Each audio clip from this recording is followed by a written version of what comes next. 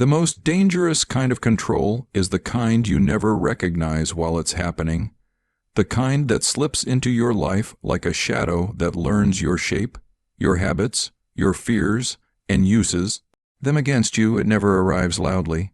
It never bursts through the door with red flags waving. It starts with warmth, softness, the illusion of safety.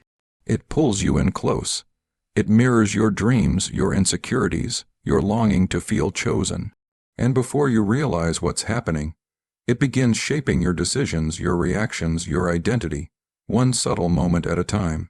In a small apartment somewhere in the United States, with muted yellow lamplight pouring across the floor and the hum of a distant highway outside the window, someone sits alone on the edge of their bed, staring at a phone screen that feels heavier than any truth they've admitted to themselves. Their fingers hover above messages they've reread 100 times. Moments of affection, then hours of silence. A sweet compliment followed by a cold, cutting remark disguised as honesty. They've learned to apologize for things they didn't do, to shrink themselves so the emotional storms don't come. They wonder how they became this version of themselves, careful, hesitant, constantly second-guessing. But that's the power of subtle manipulation. It doesn't break you. It bends you until you forget the shape you used to have. The room feels smaller tonight. The quiet feels heavier. They scroll again, trying to find the moment everything shifted. But control never arrives all at once. It arrives as a pattern disguised as care. It begins with emotional consistency, then slowly replaces it with unpredictability. One day they feel adored, the next day abandoned. 1 hour they feel understood, the next hour they feel invisible. And each shift pulls them deeper, like emotional gravity. That's how manipulation takes root, not by force, but by contrast. When someone gives you warmth and then takes it away, your brain becomes addicted to getting it back. You start trying harder, giving more, explaining more, hoping they'll return to the version of themselves they showed you at the beginning. That beginning wasn't love, it was the setup, the silent beginning of a psychological loop designed to make you chase the person who is hurting you. There is a moment, quiet and internal, where doubt becomes a weapon. A simple phrase, "you're overreacting," or "you're imagining things," becomes the rewrite of your truth. They don't have to convince you that you're wrong about everything. They just need you to question yourself once, then twice, then slowly every time something feels off. And the moment you begin trusting their interpretation of reality more than your own, they gain the control they were always reaching for. In this dim room, the person on the bed wipes a tear they didn't expect to fall. They're not crying because of what was said. They're crying because of what they've become. Someone who waits for permission to feel. Someone who walks on eggshells without knowing why. Someone who apologizes to avoid abandonment. They don't call it psychological control. They call it love. They call it compromise. They call it loyalty. But deep inside, a quiet voice they've been silencing whispers that something is wrong. It's the voice that hasn't been completely erased yet. The part of them that remembers who they were before all of this began. Across the city, lights glow in apartment windows. People laugh in passing cars. Life moves in 1,000 directions. But here, in this small, quiet space, one person is realizing something painful. Love is not supposed to feel like walking through fog with your hands tied. Love is not supposed to make you afraid of your own emotions. Love is not supposed to make you doubt your own memories just to keep someone close. Yet that is how control works. It rewrites you. It replaces self-trust with confusion. It turns your heart into a maze someone else designed. And the worst part? You don't see it happening until you're already lost inside it. If this story feels familiar, it's because so many people across the United States live this silent war every day. They show up to work smiling, but go home to emotional exhaustion. They laugh with friends, but hide the truth of what they endure. They convince themselves it's normal, because the manipulation was never loud enough to expose itself. It was a whisper, a pattern, a shift, a slow emotional undoing, but the first crack of awareness is beginning. The moment where the mind whispers something is wrong, even if the heart isn't ready to accept it. And once that awareness begins, the unraveling of control becomes inevitable. The truth always finds its way to the surface, even in the quietest of rooms. The truth about control is that it rarely comes from a place of strength. It comes from fear. Fear of losing power, fear of being abandoned, fear of facing one's own emptiness. And when someone carries that fear, they weaponize it in the most subtle ways, turning human behavior into a game of quiet domination. The person in that dim apartment continues sitting on the bed, their heartbeat steady but heavy, realizing that every moment of clarity they've ignored was trying to protect them. They think back to how it all started, how gentle the early days were, how easy it was to trust someone who seemed so understanding. That early version of them, the hopeful, open one, feels like a stranger now. That's what emotional manipulation does. It reshapes your internal world until the person you once were becomes unrecognizable. They remember the first time something felt off. It wasn't dramatic. It wasn't an argument. It was a small comment said with a smile. Something that made their stomach twist for a second before they convinced themselves it was nothing. That's how all of this began, one uncomfortable moment followed by self-doubt, then another, and over time, these moments stack like invisible bricks, building a cage that feels like home because it was constructed gradually enough that you never realized you were being enclosed. People who manipulate don't always understand the harm they cause.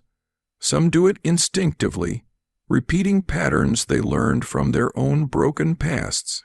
Others do it intentionally, because controlling someone else makes them feel secure. They pull strings quietly, like puppeteers who don't want the puppet to know it's being moved. They praise you when it benefits them. They punish you when it doesn't. They keep you unsure so you never feel steady enough to challenge the imbalance. They confuse you so deeply that their approval becomes the prize you chase even when it hurts you. The person in the apartment remembers the apologies they made without knowing why, the arguments where they ended up comforting the very person who caused the pain, the nights spent awake replaying conversations, trying to figure out how things escalated so quickly, not realizing that confusion was part of the design. Manipulators know that if they can keep you searching for clarity, you'll never notice the truth. The chaos comes from them, not you. The emotional push and pull becomes addictive. The relief after conflict feels like love. The moment they finally say something kind feels like proof they still care. But it's not care, it's reinforcement, it's psychological conditioning. If someone starves you emotionally just to feed you again when they want control, your body begins to respond like it's surviving instead of living. You cling to the smallest affection because your mind has been trained to treat emotional crumbs like full meals. That's why trauma bonds feel so powerful. They're not built on love. They're built on fear and hope, twisted together until you can't tell which is which. You start believing that the person causing the pain is also the only person who can give you relief. You stay because you think the good moments are worth the suffering, not realizing the suffering exists only to make the good moments feel rare and valuable. As the room grows darker and the street sounds fade into background noise, they think about the times they doubted themselves. How many times they apologized for having feelings. How many times they stayed silent to keep the peace. How many times they questioned their memory because someone else insisted their version of events was wrong. Gaslighting works like a slow poison. It doesn't make you collapse. It weakens you until standing up for yourself feels impossible. It teaches you to distrust your instincts so deeply that you start asking permission to feel what you feel. And then there is the silence, the most punishing form of psychological control. When someone withdraws emotionally, it triggers a panic inside you. You try to fix the problem, even if you didn't create it. You send long messages trying to make things right. You blame yourself for their distance. You try to be better, calmer, easier, just to avoid the void of their absence. They don't need to raise their voice to control you. The quiet does the work for them. Inside that apartment, the person remembers nights when they waited for a simple reply, refreshing the screen until the glow of the phone burned into their eyes. They told themselves it wasn't a big deal, that everyone gets busy, that they shouldn't take it personally. But deep down, they knew the silence wasn't natural, it wasn't an accident, it was calculated, it was a punishment designed to bring them back into place. And every time they broke their own boundaries just to get rid of that anxiety, the manipulator won a little more ground. But now, sitting in the dim glow of the barely lit room, something feels different. The heaviness in their chest isn't confusion, it's awakening. They replay every red flag they ignored, every feeling they buried, every instinct they silenced. And for the first time, they don't swallow the discomfort. They listen to it, they let it rise, they let it burn, because this pain isn't coming from the manipulator. It's coming from the realization of how far they drifted from themselves. They remember the version of themselves that existed before the control. Someone who laughed without checking anyone's reaction. Someone who spoke without fear of consequences. Someone who moved through the world without shrinking. And as that memory becomes clearer, so does the truth. No one has the right to reshape another human being into something small, silent, or scared. The walls of the apartment feel different now, not like a cage, but like a mirror reflecting everything they've been ignoring. The silence no longer feels like a punishment. It feels like a moment of decision, a moment where their mind, after being controlled for so long, is finally beginning to reclaim its voice. And even though the pain is real, there is something else beneath it, something stronger, something rising slowly, steadily, like the first breath after being underwater for too long. Something that sounds like freedom. There comes a moment quiet, unannounced, when something inside you finally whispers the truth you've been avoiding. This isn't love, this is control. And though that whisper is soft, barely audible beneath months or years of conditioning, it is the first real sound your soul has made in a long time. It usually happens in an ordinary moment. You're sitting alone in your car outside your apartment.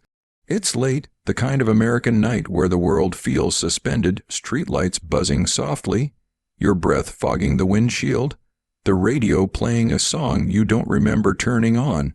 Your hands rest on the steering wheel, but you don't move, because for the first time, you can feel how exhausted you are. Not physically, emotionally, spiritually, like carrying someone else's weight for far too long, and you realize you don't recognize yourself anymore. This is where the truth becomes unavoidable. Their control was never an accident. The guilt, the fear, the confusion, the constant self-doubt, those were the tools.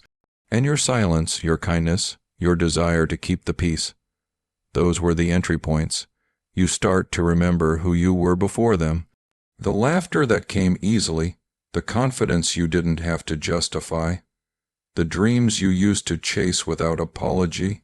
Somewhere along the line, those parts of you were traded for survival.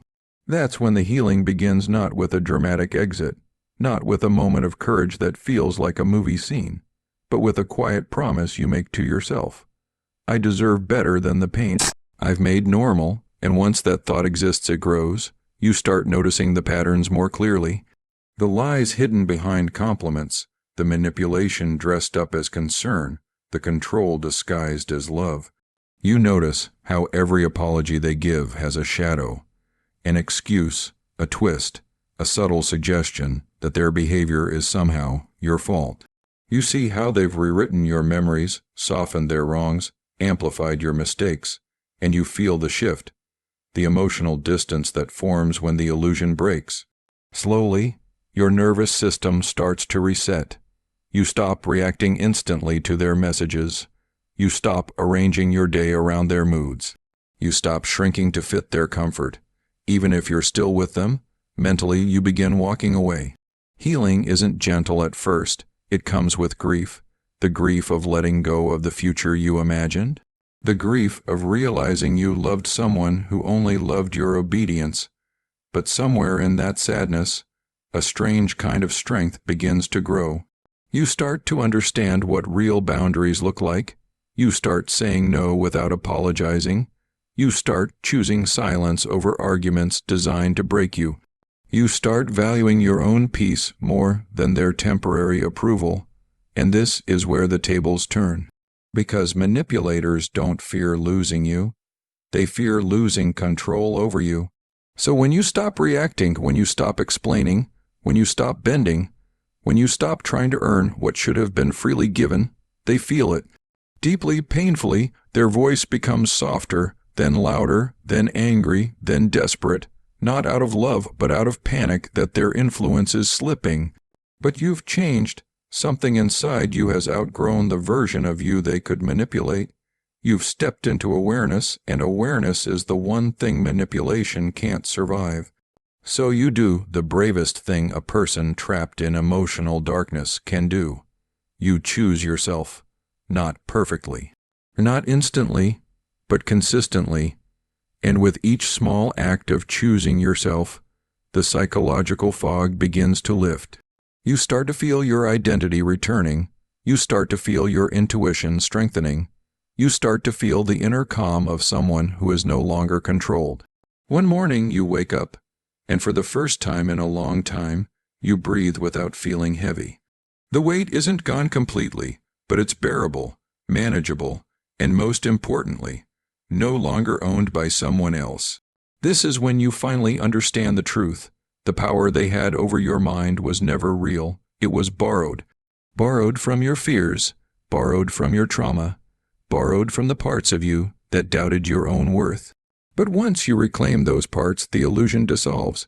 You realize you're not impossible to love. You're not too sensitive. You're not overreacting. You're not broken. You were simply manipulated by someone who mistook your empathy for weakness. And now you rise, not loudly, not dramatically, just steadily, the way dawn replaces the night. You start building yourself again, piece by piece. You talk to people who make you feel safe. You rest without guilt. You rediscover hobbies, passions, small joys that once felt out of reach. You learn what real connection feels like: quiet, consistent, respectful. And in this new light, you finally see what true self-respect looks like. The courage to walk away from anything that asks you to abandon yourself. The story ends the moment you choose to stop living under someone else's shadow. But your life begins the moment you realize you were never meant to be controlled. You were meant to be free. And now you are.